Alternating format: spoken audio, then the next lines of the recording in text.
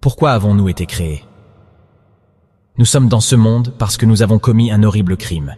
Et cette vie est notre dernière chance de nous racheter, de dénoncer notre crime et de rejoindre le royaume de Dieu. Tout a commencé il y a quelques milliards d'années quand une querelle éclata dans la société céleste. Consultez le verset 69, sourate 38. Une des créatures de haut rang, Satan, entretint des pensées hautaines selon lesquelles les pouvoirs que Dieu lui avait donnés le qualifiaient pour être un Dieu en plus de Dieu. Il défia ainsi l'autorité absolue de Dieu. Non seulement l'idée de Satan était un blasphème, mais elle était également fausse. Seul Dieu, et personne d'autre, détient les qualifications et l'habilité pour être un Dieu. À la suite du blasphème de Satan, une division se produisit dans la société céleste, et tous les sujets du royaume de Dieu furent classifiés en 4 catégories. 1. Les anges, créatures qui ont soutenu l'autorité absolue de Dieu. 2. Les animaux, créatures qui se sont rebellées mais ont ensuite accepté l'invitation de Dieu à se repentir. 3. Les djinns, créatures qui étaient d'accord avec Satan, qu'il est capable d'être un Dieu. 4. Les humains, créatures qui ne se sont pas décidées. Ils échouèrent à faire un choix ferme concernant l'autorité absolue de Dieu. Le plus miséricordieux. Les anges s'attendaient à ce que Dieu bannisse les créatures qui n'ont pas soutenu son autorité absolue. Mais Dieu est le plus miséricordieux. Il décida de nous donner une chance de dénoncer notre erreur et informa les anges qu'ils savaient ce qu'ils ne savaient pas. Consultez le verset 30, sourate 2. Dieu savait que certaines créatures méritaient une chance d'être rachetées. Si vous prétendez être capable de faire voler un avion, le meilleur moyen de tester vos prétentions est de vous donner un avion et de vous demander de le faire voler. C'est précisément ce que Dieu a décidé de faire en réponse à la prétention de Satan. Dieu créa 7 immenses univers, puis informa les anges qu'il désignait Satan comme Dieu sur la toute petite poussière appelée Terre. Consultez le verset 30, sourate 2.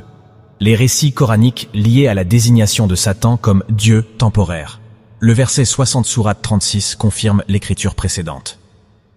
Toi, Lucifer, as dit dans ton cœur, j'escaladerai les cieux. Au-dessus des étoiles de Dieu, j'érigerai mon trône. Je m'assiérai sur le mont de la congrégation dans les recoins du nord. Je monterai au-dessus du sommet des nuages. Je serai comme le plus haut. Isaïe chapitre 14, versets 13 à 15. Le diable emmena alors Jésus à une très haute montagne et étala devant lui tous les royaumes du monde dans leur magnificence, promettant « Tout cela je te le donnerai, si tu te prosternes en hommage devant moi. » À ceci, Jésus lui dit « Va-t'en, Satan. Dans l'Écriture, il est dit « Tu adoreras le Seigneur ton Dieu. Lui seul tu vénéreras. » Matthieu chapitre 4, versets 8 à 10 et Luc chapitre 4, versets 5 à 8. Le plan de Dieu exigeait de créer la mort. Consultez les versets 1 à 2, sourate 67. Puis d'amener les humains et les djinns dans ce monde. Ainsi, il recommence à zéro sans aucun préjugé et exerce la liberté totale de se conformer à l'autorité absolue de Dieu ou la théorie polythéiste de Satan. Pour prendre cette décision cruciale, chaque être humain reçoit un message de Dieu préconisant son autorité absolue, ainsi qu'un message de Satan poussant à son principe polythéiste. Pour nous donner une longueur d'avance, le plus miséricordieux a réuni devant lui tous les êtres humains, avant de nous envoyer dans ce monde, et nous a fait témoigner que lui seul est notre Seigneur et Maître. Consultez le verset 72, sourate 7. Ainsi, soutenir l'autorité absolue de Dieu est un instinct naturel qui est une part intégrante de tout être humain. Après avoir mis à mort les rebelles, les âmes des humains et des djinns furent placées dans un réceptacle spécial. Dieu alors créa les corps appropriés pour loger les âmes des djinns et des humains durant la période test. Le corps des djinns et des humains. Le premier corps djinn a été fait de feu, et Satan fut assigné à ce corps. Consultez le verset 27, sourate 15. Le premier corps humain a été fait de matière terrestre, l'argile. Consultez le verset 26, sourate 15. Et Dieu assigna la première âme humaine à ce corps.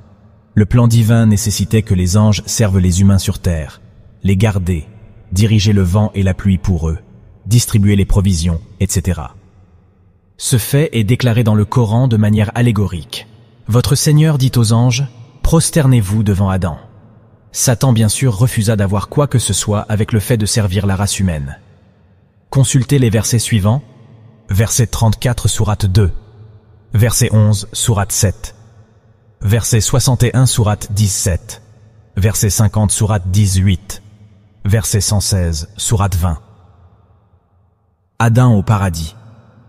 Alors que le corps d'Adam restait sur terre, la vraie personne, l'âme, était admise au paradis dans l'univers le plus excentré.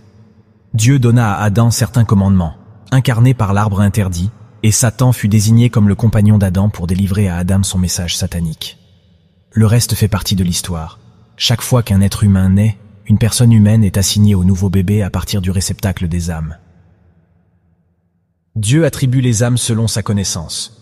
Consultez le verset 68, sourate 28. Chaque âme mérite d'être affectée à un certain corps et de vivre dans certaines circonstances. Dieu seul sait quelles âmes sont bonnes et quelles âmes sont mauvaises. Nos enfants sont destinés à nos maisons conformément au plan de Dieu. Une âme djinn indépendante est également assignée au nouvel être humain pour représenter l'opinion de Satan. Tandis que le corps physique d'un djinn est reproduit à partir de parents djinns, l'âme djinn est celle d'un individu indépendant. Les djinns sont les descendants de Satan. Consultez les versets suivants. Verset 27, sourate 7. Verset 50, sourate 18. Le djinn affecté reste avec l'être humain de la naissance à la mort et sert comme principal témoin au jour du jugement. Consultez le verset 23, sourate 50. Un débat continuel prend place dans nos têtes entre l'âme humaine et l'âme djinn jusqu'à ce que les deux soient convaincus d'un point de vue. Le péché originel. Contrairement à la croyance commune, le péché originel n'était pas la violation de la loi de Dieu par Adam quand il mangea de l'arbre interdit. Le péché originel était notre échec à soutenir l'autorité absolue de Dieu durant la grande querelle.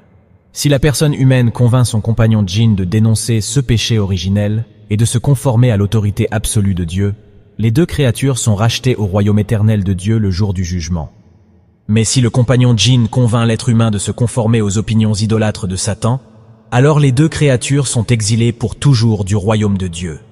Pour promouvoir son point de vue, Satan et ses représentants préconisent l'idolâtrie de créatures impuissantes telles que Mohamed, Jésus, Marie et les saints. Puisque nous sommes ici en raison de nos tendances polythéistes, la plupart d'entre nous sont des proies faciles pour Satan. L'incompétence de Satan en tant que Dieu a déjà été démontrée par la prévalence du chaos, de la maladie, des accidents, de la misère et des guerres partout dans son domaine. Consultez le verset 66, sourate 36. D'un autre côté, les êtres humains qui dénoncent Satan se conforment à l'autorité absolue de Dieu et s'abstiennent d'idolâtrer des créatures impuissantes et décédées comme Jésus et Mohamed, sont rétablis dans la protection de Dieu. Ils jouissent d'une vie parfaite ici dans ce monde et pour toujours. Parce que notre vie dans ce monde est une série de tests conçus pour exposer nos idées polythéistes, l'adoration d'idoles est la seule offense impardonnable si elle est maintenue jusqu'à la mort. Consultez les versets suivants, verset 48 et verset 116, sourate 4.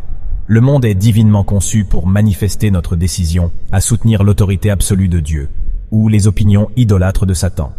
Consultez les versets 1 et 2, sourate 67. Le jour et la nuit changent constamment pour tester notre volonté à nous conformer aux lois de Dieu en observant la prière de l'aube et en jeûnant durant les jours les plus chauds et les plus longs.